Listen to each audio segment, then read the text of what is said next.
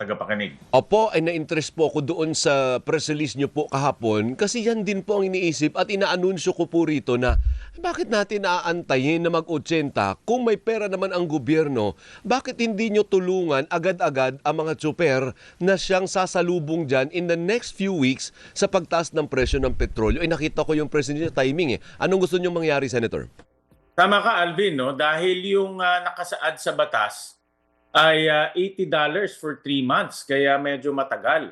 No? So ibig sabihin, on the average pa ito. So ibig sabihin, may mataas sa $80, may At 3 mababa. months po ba, Senator? Ang 3 sabi months, ni 3 Rino months. Abad, ni Director Rino Abad kanina, isang buwan daw na Kahit na isang $80. buwan, dalawa kasi yan. No? Meron yung suspension ng excise tax at itong pag-release ng Pantawid Pasada. Itong Pantawid Pasada ay $80, tapos 3 months succeeding. So on the average to, kaya medyo matagal siya, no? Aminado tayo, kaya kailangan talaga i-revisit o baguhin itong formula na ito kasi hindi talaga tatama, no, sa taas ng presyo at sa haba. Kaya ang proposal ko, gamitin na muna ng Pangulo ang kanyang contingency fund, which is about 14 billion, at para ma-release na yung Pantawid Pasada, no, at matulungan na yung ating mga tsuper. Sabi nga po namin, Senator, ang pera, yung iba nananakaw lang eh. Dibigay nyo na sa tsuper ng diretso na talaga naghihikahos, hindi ho ba? Correct. Naiipit kasi hanggang ngayon di pa naman tinataasan yung pamasahe. Kaya sa mga ganito, ito Alvin, nakita natin to many times, no. Pag tumataas ang presyo ng napakabilis at ang yung pamasahe hindi naman tumataas, ang sumasalo nung ang naiipit at sumasalo nung taas ng presyo ay mga tsuper natin. Kaya talaga meron naman tayong subsidiya, nakadesenyo talaga yan para matulungan ang ating mga tsuper. So may budget naman, kung budget lang po ang pag-uusapan, kaya po, na anong tawag mo sa budget na yun, Senator? Hindi problema yung budget, Alvin. Ang tawag doon ay fuel subsidy. No? Okay. Nasa budget yan, wala namang problema sa budget. Ang problema lang nga, yung tinatawag nating threshold price or strike price. Opo. Masyadong mataas at masyadong mahaba. Ano ibig sabihin, saan kukunin ikamo? Sa President's Contingency fund. Contingency fund. Yes. Na So, readily doon muna- available. Available yan, anytime. So, pwede muna kunin ng ating Pangulo doon dahil nga ang tsuper natin naiipit ngayon at pataas ang presyo dahil dito na pumapasok yung mga bagong stocks ng oil companies. Kaya maiipit sila talaga. I'm sure nakamonitor din po kayo sa presyuhan, Senator. Nakita nyo po yun, 18 na po as of, ito first 4 days, may Correct. isang araw pa. Yung diesel, 18. Tumaas pa po, kahapon, 15 lang po ito eh. Yung gasolina, Tama. 8, kahapon 7 lang ito. O paano From the kayang start- diskarte? Tama, from February to now, ang itinaas na ngayon ng presyo ng domestic pump prices, mga around 20 to 22%. So medyo mataas-taas na rin siya. No? So ibig sabihin, ang presyo ng langis tumaas, pero ang pamasahe hindi. Kaya marami na rin nagpa-file ng pagtaas ng pamasahe. Hindi lang ginagawa to dahil magkakaroon to ng patong-patong eh. Pag tinaas mo yung presyo ng pamasahe, syempre ang susunod na hingin, taas ng sweldo. Pag taas ng sweldo ngayon, ang susunod mangyayari, tataas yung presyo ng ating produkto. Kaya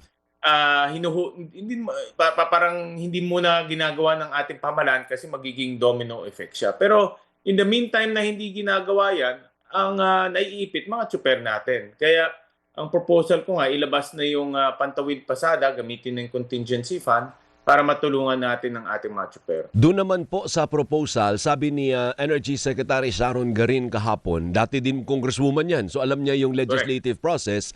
Ang sabi niya, kaya yan Alvin in 3 days kung gugustuhin kapag ang presidente i-certify na tanggalin yung, suspindihin mo na yung excise tax, in 3 days time kaya ng kongreso na gawan ng amendment yung batas. Tama ba siya?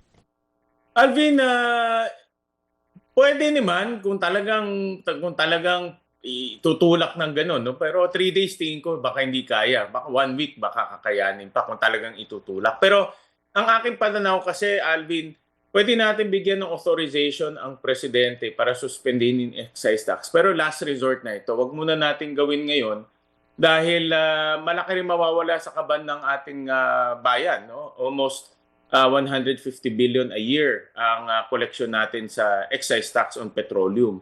So, last resort to, gamitin na muna natin yung pantawid pasada para matulungan natin yung ating mga tsuper. Pag talagang lumala na yung sitwasyon, meron ng kapangyarihan ng presidente na suspindihin yung excise tax. Pero tingin ko last resort na ito dahil malaki naman ang mawawala sa kaban ng bayan. Kontra po pala kayo doon, not at this time. Hindi Not muna at this dapat. time. Hindi naman ako kontra, timing lang.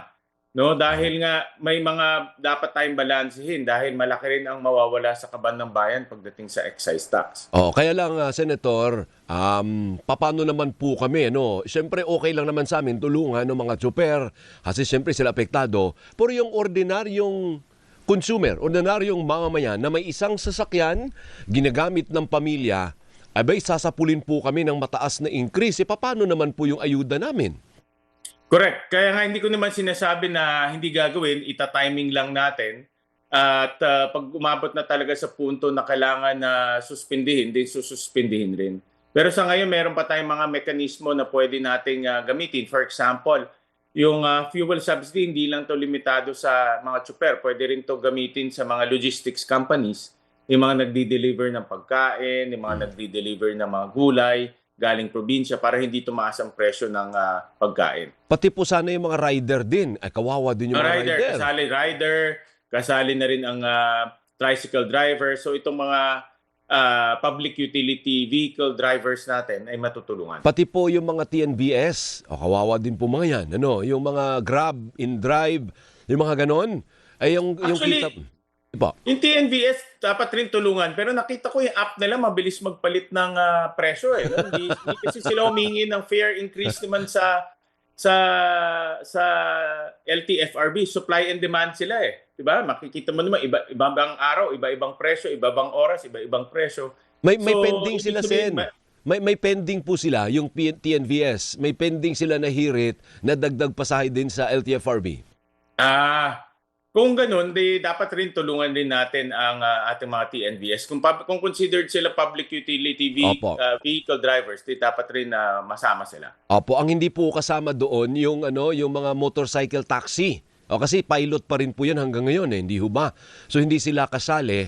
Kaya lang sasapulin din po sila ng dagdag presyo. Pero ang tanong ko po sa inyo, tungkol sa atin, kami mga ordinaryong mga manggagawa, palaging wala po kami, palaging yung mga nasa laylayan. Hindi po sa ayaw namin sa laylayan, okay lang yan, tulungan natin. Pero sana meron din po yung para sa gitna, yung mga nagbabayad ng buwis, isang kotse. Pero maraming pinagkakagastusan sa buhay, Senator. Oo, naintindihan ko yun. Kaya nga kailangan meron din tayong mga mekanismo na naka-standby na dahil nga itong sitwasyon natin ay mukhang wala pang kinahantungan at wala pang certainty o hindi pa natin alam kung anong mangyayari. Pero may mga magagandang balita ako nakikita sa internet. For example, yung OPEC magdadagdag na sila ng crudo. So ibig sabihin, dadami ang supply sa merkado at huhupa ang presyo ng langis.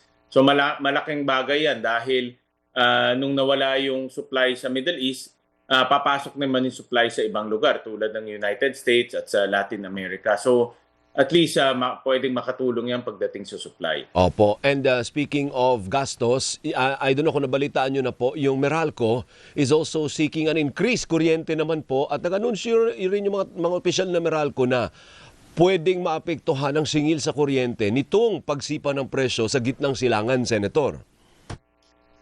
Ang coal kasi, alam mo rin to, Alvin, ang coal kasi sumasabay rin yan sa presyo ng langis eh. Hindi lang ganun kataas, no? Oo, pero if you sumasabay. Look at the behavior ng price of coal, sumasabay talaga siya.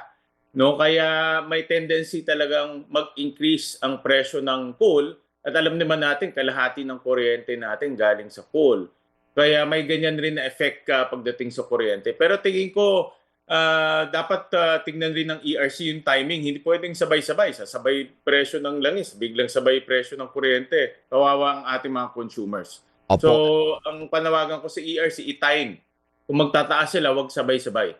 Opo, kaya lang Unlike sa oil na deregulated, nakikiusap tayo. Opo. Pagdating sa kuryente, regulated siya kaya pwedeng kontrolin ng gobyerno yung pagtaas ng presyo ng kuryente. Opo, naghihiring pa naman po, Senator. Yung sa Meralco naman, yung pagtaas naman nila na almost 1 peso per kilowatt hour sa kanilang Malaki distribution yan, charge. ha? Ay, malaki. Napakalaki yan. Oo. Malaki po ba masyado? Oo, malaki. Ang 1 peso, napakalaki yan. So, dapat pag-aralan mabuti ng ERC. Hindi pwedeng basta-basta lang. Kasi, ang coal kasi pass on yan eh. Di ba? Pinapass on. So, tignan mabuti ng ERC kung talagang ganun kalaki ang increase ng presyo ng coal. Opo. Pero ito naman po, for 2027 pa naman. Kaya naghihiring pa lang po ngayon. Hindi naman yan agad. Wag lang isasabay ngayon. Kasi ngayon talaga maraming inflation lang natin. Nakita natin, lumampas ng 2% for the first time in many months. No? So, ibig sabihin talaga ang trend ngayon, pataas ang presyo. Kaya dapat ang ERC maging mas conservative at sumabay ngayon sa inflation, wag sumabay sa presyo ng langis dahil kawawa consumer natin. Yung Truckers Group, nagpasabi rin po, Senator, sabi nila 50% ang itataas nila sa singil, sa serbisyo kapag natuloy yung pagtaas ng presyo ng diesel ng big time. Sabi ng Confederation of Truckers Association, yun ang nagdadala ng mga goods eh. Pag tumaas din po yun, tataas din ang presyo ng bilihin. Yun ang magiging effect. At nakikita na natin dahan-dahan ng February inflation. Nakita ko na kaya tumaas ang ating inflation dahil sa presyo ng pagkain. At alam natin dito sa Metro Manila at sa mga ibang mga urban centers, ang pagkain galing sa ibang lugar. Kaya dinideliver yan. At pag tumaas ang presyo ng logistics, napapasa yan sa pagkain. Kaya talagang dapat i-monitor at tulungan rin yung mga logistics companies natin. Okay. Sige po, Senator. Thank you. Maraming salamat po sa oras po ninyo. Mabuhay po kayo. Happy Friday, sir. Maraming salamat, Alvin. Thank you. Mabuhay ka, Senator Sherwin Gatchalian, ang chairman po ng Senate Committee on Finance. Ayan, Mr. President, nasa inyo na po